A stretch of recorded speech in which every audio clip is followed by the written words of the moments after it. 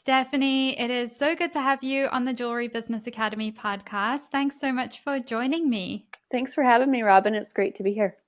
Yeah, it is such a pleasure. I've really been looking forward to our conversation and talking about your experience and journey and lessons learned in building your jewelry business, Iviana and Co. And, this is a really special conversation because you've been a dear client of mine, not for very long, actually, just for 2 or 3 months now, I Yeah. think. But you've been a part of the Jewelry Business Academy, you've been a part of the community, and you had a really interesting journey that eventful, I'll say. Eventful thing happened as soon as you joined the Jewelry Business Academy Yeah. in your business. It was kind of like things fell apart all in one go very, very quickly. And it was not a fun time for you or for your business. And it was quite a scary thing. So I'm really looking forward to talking about that today. But before we dive into that story, hmm do you want to go ahead and introduce yourself to our listeners and just share a little bit more of your background and how you got to where you are today? Sure. Yeah. So, as you said, my name is Stephanie, and I am a mom to five kiddos. My oldest is 11, and my youngest is 1. I homeschool them. I didn't grow up as a homeschooler. I went to public schools, but we just made that choice for our family. So, I homeschool them. And about 7 years ago, well, prior to that, I was a registered nurse. And then we started having kiddos, and I started staying home. And my husband has always been an entrepreneur and really loved that lifestyle. It wasn't something I thought we would ever do as a family, but we've come to love it. And so about 7 years ago, I fell in love with some earrings that he treated me to. They were definitely a splurge for our budget, but they were made out of leather. And he was like, "You could make these, you could do it." And I was like, "No, no, I can't do that. I'm just taking care of the kids, and I'm a nurse. I don't do crafty things." And he's like, "No, you can do it." And so after a few months of encouragement, I finally was like, "You know what? I do love these earrings and I want more." So I sketched out a design of something that was my own and went from there. And we figured out how to manufacture it and where to get leather, and that's how Iviana and Co came to be. I love this story so much. And I've heard it a couple of times now, but I think it's such a special story, the way that you kind of got started, and your husband was so encouraging of you hmm getting started in that way, which is really lucky because not everyone has such supportive partners of their Absolutely. businesses and of them, and encourages them to go and step out of their comfort zone and do something like that. So Yeah. I love your story. And, I think the fact that you're a stay-at-home mom with your children are at home and you're homeschooling and you're building a business, like there's going to be people listening who are going to get mad at me if I don't ask you more about this, because they're going to be like, how are you doing it? How are you doing it? No. Because building a business is not easy. Mm. Motherhood is not easy. And so for somebody who's listening to this, who maybe is like thinking of having children, or maybe has one or two, or maybe has like 4 or 5 kids at home, or they're wanting to homeschool, what is your advice to them if they are like, they're in the thick of it, they have kids at home, they have a lot going on, but they really want to start a jewelry business? Like, what hmm would your advice be to them, and what do you wish like you kind of knew on that journey, looking back now? Yeah, sure. This is a great question. I think my piece of advice would be that there's a time and a season for everything. If I were to send my kids to public school, I would get so much more done in my business. But I genuinely love having them home. And so I'm aware that the timeline of my business has been slowed down a little bit because I do have the kiddos here every day. And I think, regardless, if you're a mom, that it's going to be that way regardless of whether you homeschool or not, because your kids do take your priority. However, I do think it's really great for my kids to see me working for something that I enjoy, and to have goals for myself and to be learning. It's been great for them to see me have you as a business coach. I think that would be my next piece of advice, is to find a community, to find help, because that will help make up for my time deficit. Learning how to fast track this it's my biggest regret, is not starting sooner and finding help to teach me how to grow my business. So That I is, would, yeah, sorry, yeah, you go no. ahead. So I would say just to be patient with yourself. Your kids grow up. I'm finding that I have more time than I used to as my kids are getting older, even though I still have little ones. But the kids grow up, and if you start now, you won't be at square one when you feel like you're at a place where they're old enough for you to have a full-time business. That is such beautiful advice. And I think remembering that there's different seasons of Mm-hmm. life for everything and not trying to do it all in one go, like letting Yeah. yourself have seasons where you don't focus on your business, letting Mm-hmm. yourself have those seasons where your children and your family are a priority. I mean, that's ultimately why you start a business in the first place, is so you have that flexibility, you have that ability to Mm-hmm. be like, this is not the season, this is the season for family and for like those childhood memories and stuff. And so I love that you have, like, you're so aware of that and you've really like taken that into account as you're building your business, and you let go of that guilt that I think a lot Mm-hmm. of mothers feel when they're building a business and raising a family, that, oh, I should be spending more time on my business and I should be doing all this stuff. But really, you shouldn't necessarily be doing that. You just want to spend that time that you do have really wisely in your business. And I think Absolutely. that's where that support does come into play Mm-hmm. a lot, and having that grace with yourself during this season. Um, now, I feel like we could actually do a whole episode on this, because I know people are going to be curious about like how you're actually juggling the whole Sure. homeschooling. I'll So have to come we'll back. have to bring you back, because I do want to dive into that. I think there's been a huge movement over the past Mm-hmm. 2 or 3 years back into homeschooling. And Yeah. I'm super curious to know how you're actually doing that and the day to days, and like Sure. for anyone who's wanting to, because I think a lot of people wanting to build their jewelry business potentially are also wanting to consider homeschooling Mm-hmm. their little ones so they can have them at home and spend more Yeah. time with them and have that flexibility. But we'll bring you back. What Okay. I really want to talk about is your experience selling on your third party platform, Jane. And Mm-hmm. this is not to bash Jane or anything, but this is really an important thing that Steph is really open to talking about. Yeah. Luckily for all of you guys, she's really generous in sharing her experience, just in the hopes that, others don't make the same mistakes or don't have to go through the same challenges, Mm-hmm. because it has been a roller coaster. So, Steph, do you want to take us back to like when you got started on Jane, or just start with like, what is Jane, for people who are Yeah. like, what on earth? Yeah. Who's Jane? Yeah, who's Um, Jane? Who's Jane? Jane was a business. It was a third party marketplace for independent retailers. Basically, they did the marketing, we held the product and did all the fulfillment. So we would list our product on there for sale, and then we would fulfill our orders. And they were in, basically, their role was to find the customer, which in business is your biggest pain point, is that customer acquisition. So it was a really great thing for us because that was hard. It was hard to find the customer. I launched my business. I went to my own website fairly quickly, and I would get orders from my friends and my family and people I knew. And I didn't start I'd never been on Instagram until I started my business. And so I slowly got a little bit of a following, and I would get a few orders here and there, but I wasn't making any money. And I had heard of jane.com. And so I submitted my application to be a seller on there, and I was declined. And I just remember being like crushed, like, this is the end. I'm never going to have a successful business. They don't want my product. And so I just kept, just improving my product photography and improving my product overall. And just, I tried again in a few more months, and they accepted me as a seller. And I was really excited. And at this time, my business was still very much kind of a hobby that paid for itself. I was learning a lot, but it definitely was nowhere near making any money for our family. My husband still had his own business at the time, and that is what we relied on.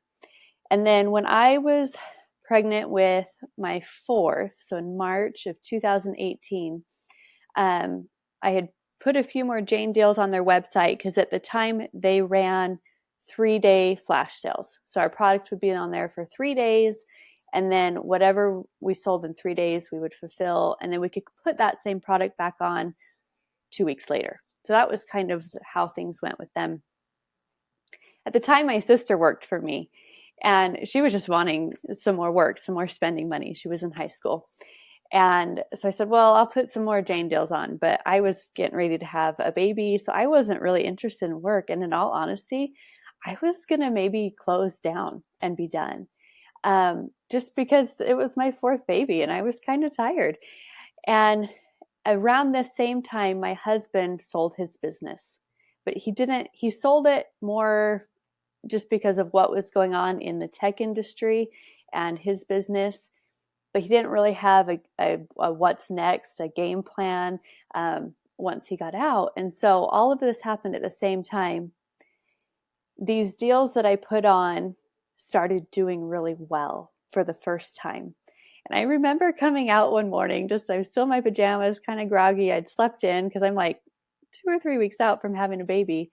And he goes, your Jane deals are doing amazing. And I said, what? They don't do good. And he goes, no, they're doing really well. I was like, well, these are the last ones. I don't have any more booked because I'm having a baby. And he goes, you can't stop now. He goes, I don't have a job. Let's do it. Let's do this together. I was just like, okay.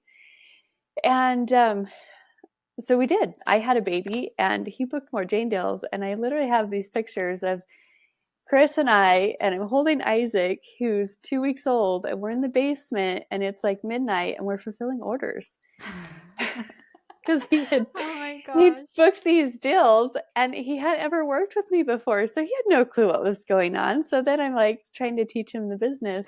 And so that was kind of how the success with Jane started and came to be.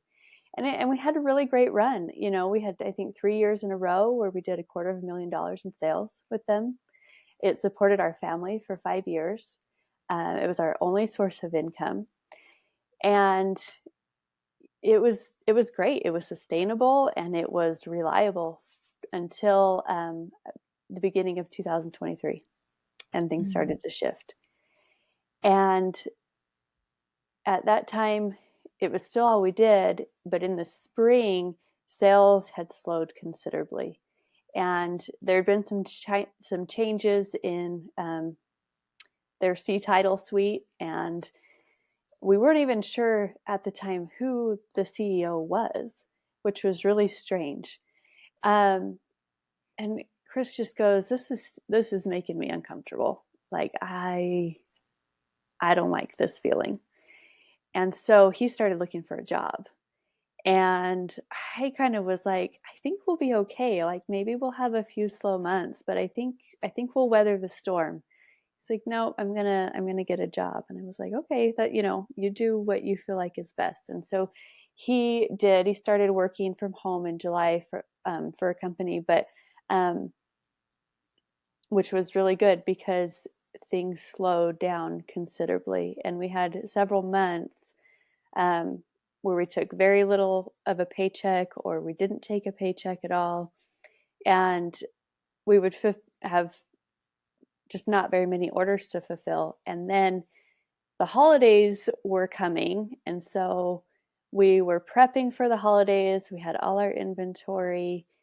And that's when someone from your team hopped into my DMs right at the end of like mid-October and said, hey, let me tell you about Robin and the Jewelry Business Academy.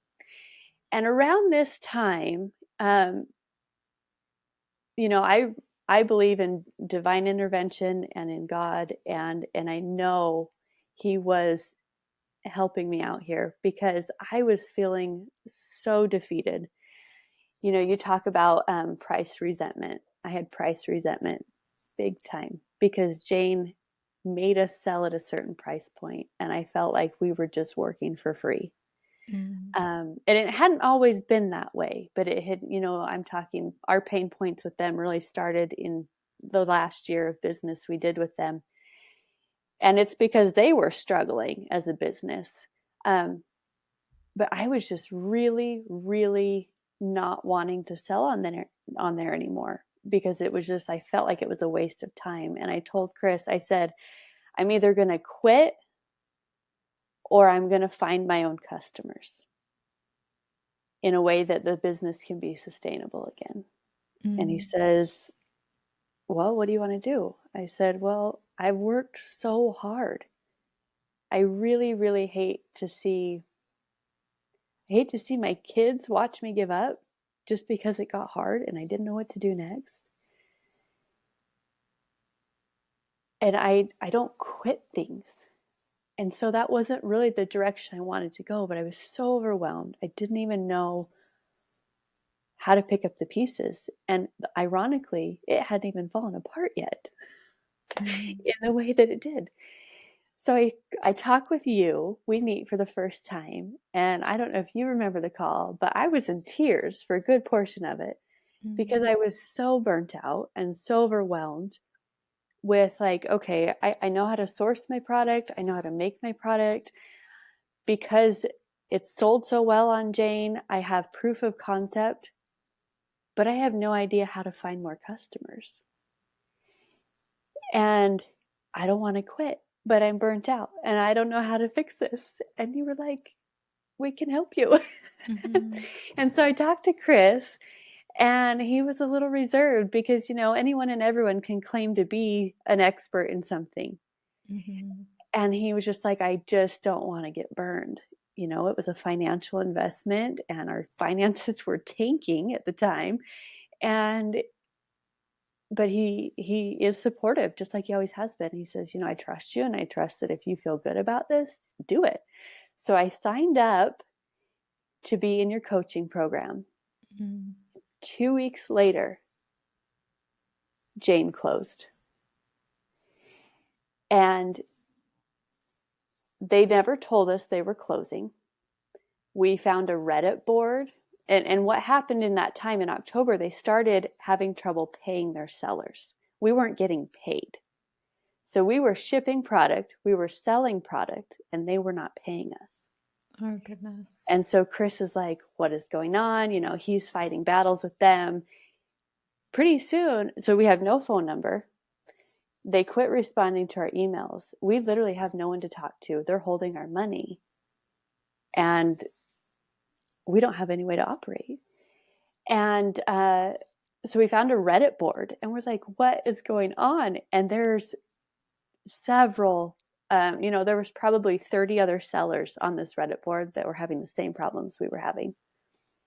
And that led us to a Facebook group where we were just kind of, linking arms to be like, well, this is what's happening to me, and this is what's happening to me. And it turns out we were all out money. Some Mm. sellers upwards of $130,000. And we were out about $2,000. So, and then future sales. So not a huge monetary loss, but it really changed our financial situation, losing that business. So what happened is we're in this Facebook group, and then they pop up there on, November 16th. Rumor has it, Jane's closing tonight at midnight. Get all your stuff that you need from their back end, our ledgers, anything we needed, because we would never have access again. And I'm like, okay, well, there's a lot of speculation here. I don't think that's really going to happen, but let's get our stuff just in case. So we pull all of our information off the back end that we think we might need in the future. And Chris is up at midnight, and sure enough, the site's gone. Wow. And they never said a word to us. We never heard from them. To this day? To this day, the only information we've heard from them is actually from the financial firm that took over to liquidate their assets so that they Wow. could avoid bankruptcy. That's it. This is such a wild story, Stephanie. And I remember when you sent me a message when this started happening, and it Mhm. was just like it's so devastating. You're navigating life. Life is hard enough, and then when you've poured so much time and energy Mhm. into a platform for so many years, you kind of have a level of trust there, and a level of like, Absolutely. we've been supportive of them, they'll have our back. And Mhm. to see how it was kind of every man for themselves at the end there is really Mhm. distressing. Yeah. And so, I'm curious. I think we may have listeners who may have also been on Jane, or maybe they're selling on Etsy, which is a similar type of platform. It's Mhm. still different, but It these is. third Yeah. party platforms essentially are the platforms where you don't have to look for the customers. The customers are there. You just Mhm. have to put your products up, and they make it easy on one Mhm. level to sell. And so I'm curious to know, Steph, because obviously you guys were doing incredibly well sales wise. Mhm. At any point while you were doing well, did it ever cross your mind that, hey, we should also, additionally to this, get our own website up and running, get our own customer base, like really make sure we're building our own customer base? Did it ever cross your mind? Or was it like, yeah, that would be nice, but this is doing so well, we don't need to do that? So we have always had our own website, Mm, um, and I've always had that functioning. And it did cross our mind. We always talk about we got to be smarter than this. We can't put all our eggs in one basket. But we never made it a priority. We just never got around to it. I remember Chris and I went to JaneCon. They had a big convention in 2019, and we went down there. It was like 3 days. They just pampered us. It was amazing. And we were at this table with a graphic tees company, and we said, "Where else do you sell?" And they said, "Oh, well, nowhere. We just sell on Jane." And Chris goes, "That is absolutely crazy. mm, What if something happens?" He didn't say that to them, but we had that conversation later. And at that point, we'd only been building the business for about a year. And so it was always the goal to, to do it ourselves, to get more customers, to not be relying on Jane. But I think we got comfortable. We thought, well, they're going to always want this business to keep going. It's not going to close down. We didn't think it would literally tank overnight. mm. And that is, I'm not a person that lives with regrets, but that's one thing I will always regret is not taking the time to build my business, even though we were selling on Jane. Yeah, and I agree with you in terms of not having regrets, because you learn so much through the process. Mm, But I am like interested when you share that you were just too comfortable. And I think the other thing mm. is you had so many sales coming in, you were busy. We Like you were, didn't we really were. have that much time to be going and building your own Hmm. customer base. So I can see Yep. why it wasn't a priority. And it's so interesting because I had a conversation with another jewelry business owner literally yesterday, about a very similar thing. She's selling on Etsy. Her business did really well for years. Now it's doing okay. And I've had Hmm. actually a few people, very similar conversations with multiple people, and their businesses are doing okay, but they are so fixated on staying on those platforms because they were doing really well before, and they're going to get it Hmm. back to that, and they just can't pull themselves away to be like, okay, yes, I've invested a ton of time and energy here, but if I want like long term to be around, it should be a priority to build my business. And so I Hmm. think what you shared now is like, maybe it will help somebody who's listening to this who knows that, yeah, I need to do that, but I've invested all this time and energy and money and years of like this into this third party platform, whatever it is. Maybe it's Etsy.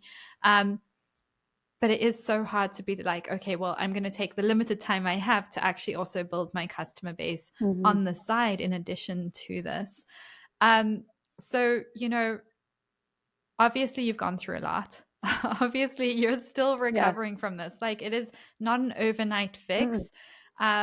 But I remember you joined, and it was just before the holidays as well. And now you didn't have Jane, and it was kind of like, are we done? Like, what are we going to do? Hmm. So, walk us through, like, you know, what the last few weeks have been like.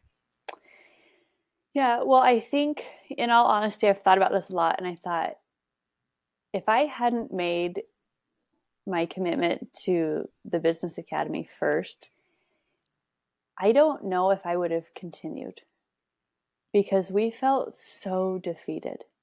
We felt just completely like what do we even do? It was a loss in our life. Jane was something that had been something we checked in on every single day of our life for the last 7 years. Mm-hmm. And I think I was so overwhelmed with, I don't even know where to start to turn this around and to pick up the pieces. I'm not sure I would have if I hadn't already made the investment with you, because I'm like, well, I just committed. I can't quit because I've got a financial investment to this, and as well as like a verbal commitment. Like I said, I don't like to quit things that I've started, Mm-hmm. but it's been amazing because I got over that feeling of overwhelm pretty quick.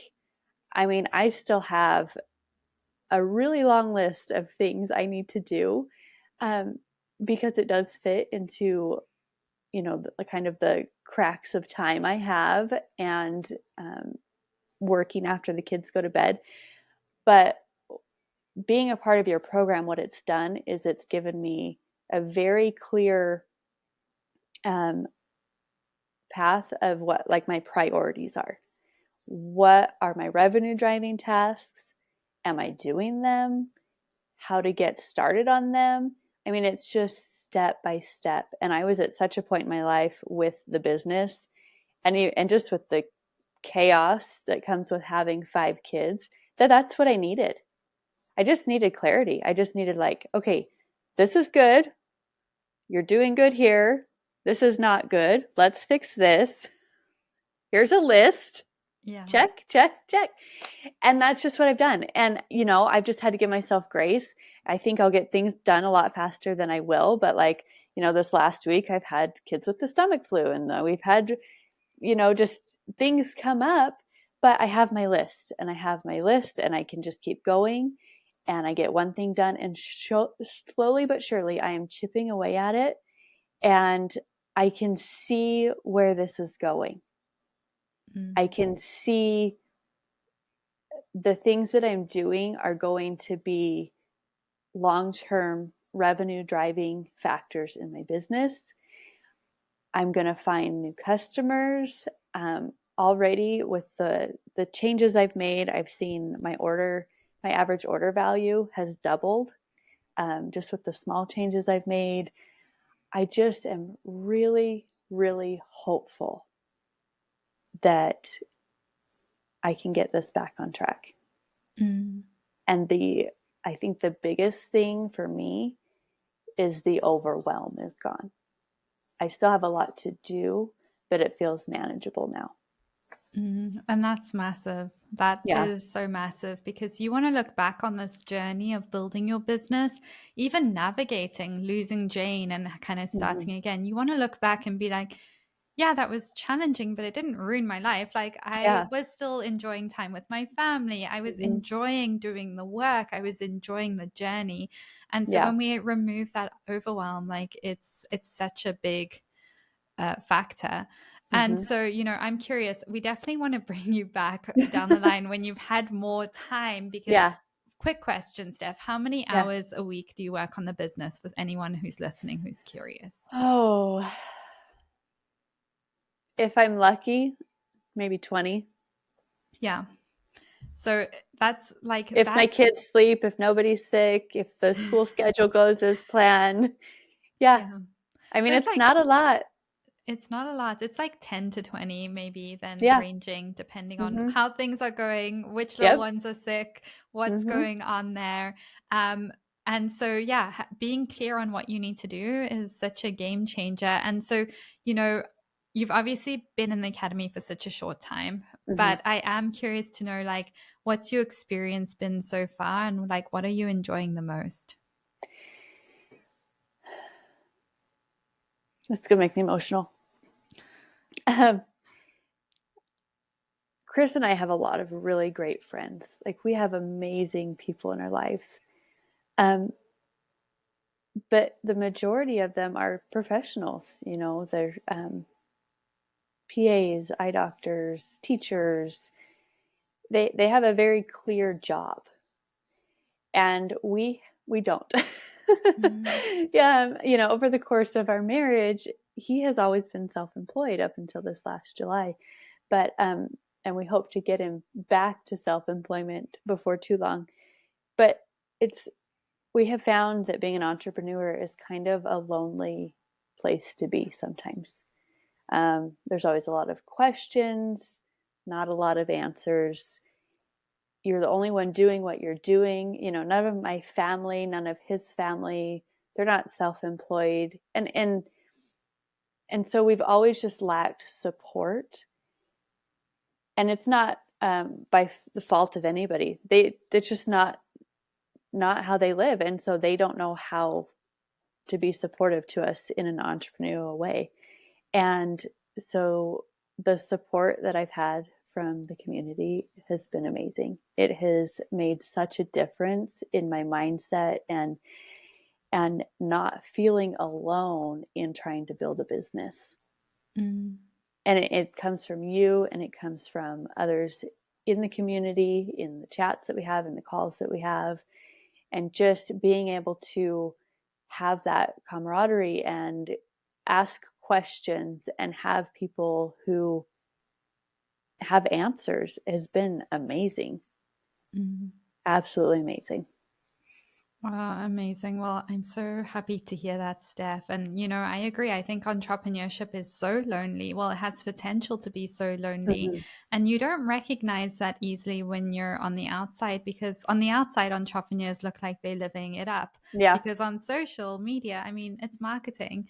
Yeah. And so people don't realize how lonely that journey can feel. And I'm so glad to hear that you have felt so welcomed into the community, Mm-hmm. and it's impacted you so much. Yeah. And, I'd love if you could share. I know you shared a couple of wins, any wins, big or small, that you have celebrated since joining the Academy. I think the biggest win for me is not one that I'm going to see on paper, but it's just how I feel about my business, how I feel about my own abilities to be able to do what I'm doing. You know, I realize that I've had quite a bit of imposter syndrome over the last few years of like, can this be me? Am I capable? Should I be doing this? And I'm like, yeah, I can do and be whatever I want, you know, and I can do it well. And so I'm excited again because for a long time I wasn't. It just felt heavy. It just felt hard. There wasn't a whole lot of joy in the experience in the journey, like you said.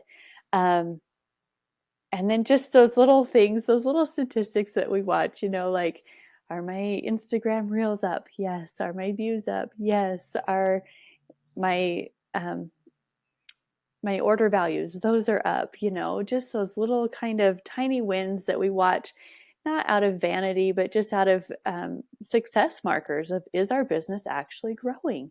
Mm, And while I still have a long ways to go, my answer is yes. Those markers of success is a business growing or shrinking? I am growing. Even though I've got a long ways to go still, it's growing. And so those are really motivating as well. I love hearing that so much. And I think, just talking about how you feel again, Mm-hmm. that is so, so special, because you want to look back on this journey and look back with gratitude and joy, and like not look back and think, wow, I was like on the struggle bus and feeling alone, and it was just feeling so hard all the time. So Mm-hmm. I love that, Steph. What would you say to someone who's listening who, is maybe selling on a third party platform, maybe relying on that, knows they need to make a change, is feeling a little overwhelmed by the whole process, or not necessarily make a full change, but needs to like start building their own customer base, and Absolutely. they're considering joining us in the Academy? Like, what would your advice be to them? I would say do it. It's pretty simple. I don't think there's, like you said, there's nothing wrong with these third-party platforms. They're great. They're amazing. But Mm, they don't love your business like you do. They don't care about your business like you do. And it is so important to be able to have your own voice in your business. I found that mine was just absolutely, kind of silenced by what Jane wanted, the products they wanted, the price points they wanted, all of that. And so, you know, this academy has been like the make or break point for me. It has totally made it doable to continue on with my business because, like I said, it has just given me clarity, direction. It's educational. I mean, like I said, I was a registered nurse. I did not go to business school. And this is giving me the education that I was lacking. And so I would really, if you're looking at the price point and that's a hesitation for you, consider this an educational investment. You're not just spending money, you're investing in your education, and you can't really put a price point on that. And honestly, I feel like it's very affordable, anyways. And I have no regrets. I would absolutely 100% encourage anybody who's got their jewelry business and needs help in growing it to join because it has been so impactful for me. And like you said, I'm just a couple months in. mm, I've got a lot of work to do still. And I say that in a good way because it's just going to be more impactful as time goes on and I put in the work. mm. I Yeah. love that. Thank you so much for sharing, Stephanie. And I'm so glad that you are having such a wonderful experience. But I definitely want to bring you back in a couple of months when you've Sure. had more time in the program, when you've grown your business, worked through some milestones. We'll have to bring you back for 2 episodes because I definitely need this homeschooling episode. I Sure. definitely need that. And I think our listeners will love that as well. But this has been such a wonderful conversation. Thank you for being so open and honest about your journey. I know it's not easy talking about Absolutely. everything that you've gone through. So thank you for being so vulnerable, Steph. And I know a lot of people listening are going to really be moved by your story. They're going to want to connect with you. So where can our listeners find you and how can they support you? I'm on Instagram at Ivy on It and Co. And then that'll link you to my website if you want to check out my work. Amazing. And do you want to just describe your earrings? We didn't even get there. Oh, you're, yeah. you're busy wearing some super cute earrings, but Steph has gorgeous, gorgeous designs. Give us a Uh, quick summary. yeah. So they're fun, they're feminine. I like to keep them, some of them are bold in size and statement earrings, but I always want to make sure they're lightweight. We use stainless steel hooks and posts so that they are good for your ears and won't bother you. And I just love creating, kind of as the seasons change. I'm going to launch my spring collection next month, just a few more pieces because, I just love the creative side of it. It's been so fun for me. And my girls are involved. I've got 3 daughters, and the 2 older ones, they love to make alongside me and put their little designs out there. So they've got a few on the website too. And it's just so fun to have the kids working with me. So, yeah. Mm, I love that so much. And yeah, we will link your website, your Instagram, everything in the show notes. So you guys definitely want to go check that out. Thanks so much again, Steph, for joining me. And I can't wait to bring you back on in a couple of weeks. Thanks for having me, Robin. It was great.